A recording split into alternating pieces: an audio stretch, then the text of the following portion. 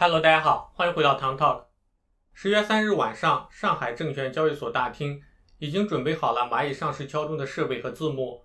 蚂蚁集团 P9 级别以上的中高层管理人员正在召开内部庆功宴的时候，突然接到了董事长井贤栋的紧急会议通知。会议上宣布了蚂蚁集团暂缓上市的重磅消息。这则消息在互联网上也是炸开了锅，主要是因为此次蚂蚁集团上市声势巨大。根据统计，蚂蚁 H 股 IPO 最终有155万散户参与认购，超额认购近390倍。A 股网上发行有效申购户数为515.56万，申股倍数为872.13倍。一时间网络上充斥着各种阴谋论，大家都在津津有味地吃马云的瓜。有人说马云膨胀了，敢公开叫板监管层，所以就被摁在地上打。那么蚂蚁上市被砍，到底冤不冤？蚂蚁真的是博弈中的牺牲品吗？今天就和大家一起聊一聊。我的频道主要是讲和我们每一个人生活息息相关的金融现象，帮你比别人更懂一点。感兴趣的话欢迎订阅。那我们正式开始吧。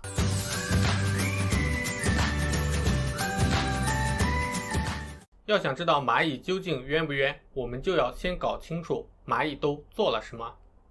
今年7月，蚂蚁改了工商注册名字，蚂蚁原名是浙江蚂蚁小微金融服务集团有限公司，现在改为蚂蚁科技集团有限公司。仔细一看，我们可以领略到这次改名的目的。之前的蚂蚁是小微金融公司，现在的蚂蚁是科技公司。但实际上是蚂蚁做着金融公司的业务，却想拿科技公司的估值。金融说白了就是借钱还钱赚利息差，增长率是看得到天花板的。而科技公司就不一样了，科技公司是未来，仅凭未来这两个字，估值就不可限量。蚂蚁的原罪就是它的利润几乎都来自于互联网小贷，它本质上就是一家互联网小贷公司，说的不好听一点，就是吃人血馒头的高利贷。在之前的视频里面，我已经详细的向大家分析了蚂蚁集团的利润来源，以及它是如何获取运作巨额资金。根据蚂蚁集团的招股书披露，蚂蚁集团100亿的利润中，45亿元利润来自于花呗借呗。花呗的本质是银行信用卡业务，借呗的本质是互联网小贷。花呗的实质是以小额贷款公司牌照变相经营虚拟信用卡业务，但绕开了信用卡业务资质。信用卡业务必须有银保监会审批和个人贷款业务的监管规则。所以监管层认为花呗借呗其实造成了以下几个问题。第一，贷款规模数据难以统计，不利于监管准确掌握数据，增大了金融系统性风险。第二，是诱导过度消费，比如在双11期间，蚂蚁集团在上海地铁站投放的海量广告，47岁的施工队队长用花呗给女儿过生日。我身边有很多朋友，每个月到了快10号花呗还款日就异常焦虑。现在很多年轻人的花费很大程度上都是因为花呗超出了自己的债务承受能力。银保监会消费者权益保护局局长发表文章称，金融科技公司的花呗、白条、韧性付等产品的内核与银行发行的信用卡没有本质区别，但在收费方面，金融科技公司缺乏统一标准，一般高于持牌金融机构。比如花呗与银行信用卡业务本质基本相同，但分期会高于银行。花呗一直宣称自己是普惠金融，但实际上是普而不惠。花呗分期的年化利率一度曾接近 24%， 远远超过信用卡分期利息。同时蚂蚁集团也没有做好消费者保护，目前花呗借呗利率以日利率的形式披露，没有按照规定折化为年化形式，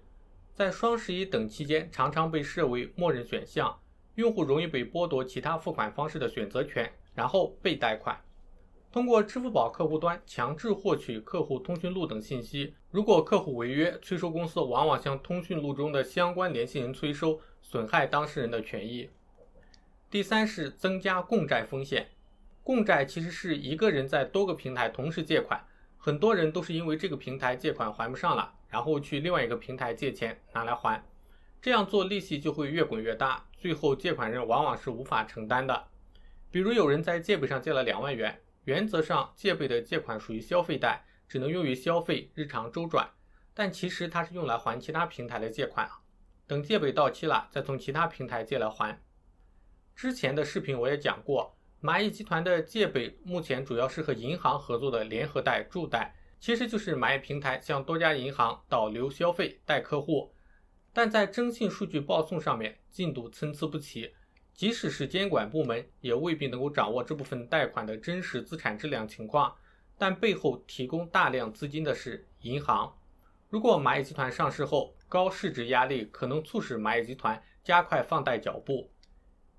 一位江苏地方银行的人士透露，该行与蚂蚁合作的联合贷款不良率超过蚂蚁对外公布数字的6倍，其中某一个月的不良率高达 13%。 一家浙江某股份银行的数据也显示，该行3月末花呗逾期率 6.8%， 借呗为 3.6%， 比上年末分别增加了 4.74% 和 2.07%。 联合贷款信用风险其实是逐步提高的。根据蚂蚁集团花呗借呗的业务模式，目前承担用户违约的风险并不在蚂蚁集团，而是在银行。央行旗下金融时报发表文章称，对于当前所谓最具创新色彩的蚂蚁集团，穿透来讲，其基本的业务模式仍然是支付通过支付宝，吸收存款通过网上银行，这也是支付宝历史上曾经形成的客户的资金沉淀。发放贷款通过网商银行、2家小贷公司、花呗借呗类信用卡业务。货币市场基金通过天弘基金的余额宝代销金融产品，通过余额宝所形成的货币市场基金与其他基金代销。保险业务通过信美人寿、蚂蚁保险代理，与商业保险高度相似的相互保。支付宝这一非银行支付机构偏离主业支付业务，扩张成为了综合金融服务平台，使蚂蚁集团实质上跨界展开非金融、金融、类金融和金融基础设施等多种业务，成为了全世界混业程度最高的机构。这篇文章其实已经说得很清楚了，蚂蚁集团就是做着银行、保险公司、基金公司的业务，却从来没有受到同等于这些10月24日外滩金融峰会上马云的一场21分钟的演讲。外滩金融峰会是由上海市政府招标举办，今年参会者的规格很高，有8位国家级的领导人参与，包括国家副主席王岐山、央行原行长、全国政协原副主席周小川、全国政协原副主席陈元等人。王岐山在当天上午的开场演讲里强调了要坚持金融创新与加强监管并重，中国金融不能走投资赌博的弯路，不能走金融泡沫自我循环的歧路，不能走庞氏骗局的血路。央行原行长周小川也发言说，一些年轻人靠借贷过度消费、奢侈消费，将来是不是好事也完全不知道。总的来说，这会引发储蓄率进一步的调整。然而就在王岐山、周小川演讲之后，中午马云登场。马云计划的发言时间是15分钟，不过他讲了21分钟。马云的主要观点是批评当下的金融监管是昨天的监管，并把巴塞尔协议比喻成老年人俱乐部，恐怕不适合快速增长的中国金融业。根据了解，马云是自己写的发言稿，并没有请蚂蚁内部有金融背景的同事提意见，甚至没有人提前了解他发言的具体内容。一位长期支持马云的前辈也说，马云个人膨胀了。正是这番发言戳中了监管的神经。蚂蚁集团极其缺乏风险管理的意识，照这样下去，会把银行业、保险业，甚至中国整个金融系统都引入到巨大的风险之中。随后，央行旗下《金融时报》文章指出，现在不应该讨论巴塞尔协议要不要，而是要强调巴塞尔协议如何在创新中应用。若实质为商业保险，应并入集团内的持牌保险机构。以上4点归纳起来就是：第一，蚂蚁集团所有的业务都必须在符合监管的条件下进行；第二，将花呗借呗蚂蚁保险。所以总结起来，马云说中国金融没有系统性风险，